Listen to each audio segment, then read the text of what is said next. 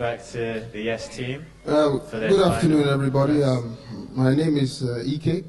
First of all, Semba, I would like to commend you on your well-spoken argument there. It looks like you're very well versed in the Queen's English. You're very well spoken, which is very good. Well, I'll get started here. If the question was, is marriage essential, I would have probably been on the fence. Not really, but the question clearly says here, as a Christian, is marriage essential? My argument is built on a three-letter word. This three-letter word is an activity. This three-letter word is a pleasurable activity. This three-letter word is a pleasurable activity, if not managed, can lead to chaos, calamity, confusion, and catastrophe, Semba. Many people desire this three-letter word, but as a Christian, God said that marriage is a prerequisite, which means marriage first, then this three-letter word. I'll come back to this later. This is the foundation of my arguments. Okay, just to help us understand a bit further, not only is marriage essential as a Christian, marriage is essential for a Christian man. That's my direction here. Adam, I'm coming for you. Just get ready. Adam is that man at the end there. Adam, can I just ask this general question, Adam? Adam, have you ever been tempted to that three-letter word? I'll say it later, but I'm just building suspense. Never in my life. You have never been tempted? Never. Adam, you are a liar. Let me continue. Guys, it is essential for you to be married because I believe God designed us not to be alone. It clearly says in Genesis chapter 1, verse 22, verse 18, it's not good for a man to be alone. God has put a lot of potential in us, and he desires us to have help to fulfill this potential. We need women. Praise the Lord. Adam, you need them. Let me continue. Also, with this helper, God has said that we should be fruitful and multiply. So not only do we need them, marriage will help your productivity as a man.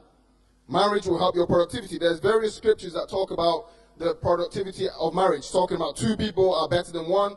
1 person will chase 1,000, 2 will chase 10,000. We've all heard these wonderful scriptures. Ecclesiastes 4 verse 9 says this expressly.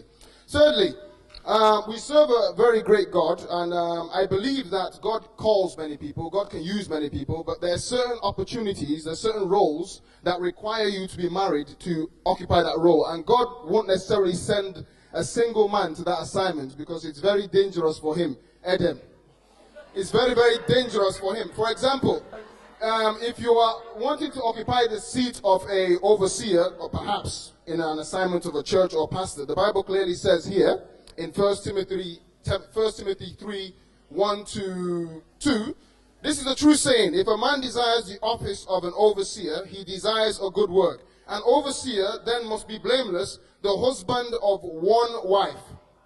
Now, I have a brother who's a pastor. My older brother who's a pastor. He had a wonderful woman he wanted to marry.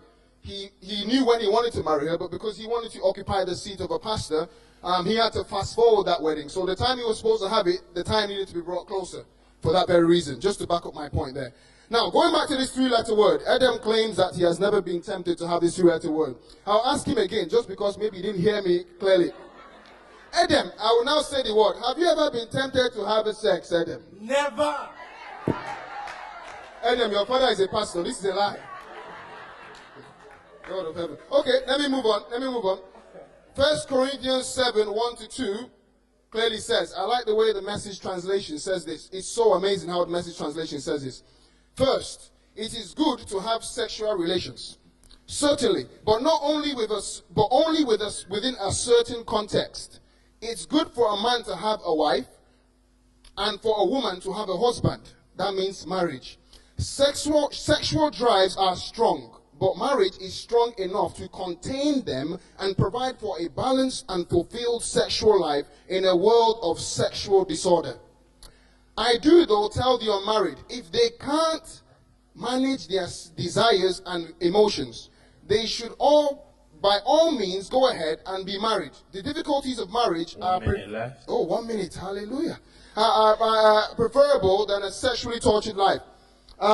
Just a quick question for the team here. I know there's two ladies and a guy there. Have any of you ever been tempted to have sex before or anything like that as a Christian? No. You have never been tempted. No, so answer genuinely. Now this is a debate. Why are you forming? Please answer yes or no. No. Okay. Okay. Anyway, we are all tempted, ladies and gents. God divinely created the man, created the woman. For that very reason, the temptation is there. But God says the marriage is the other side to where this temptation should be fulfilled.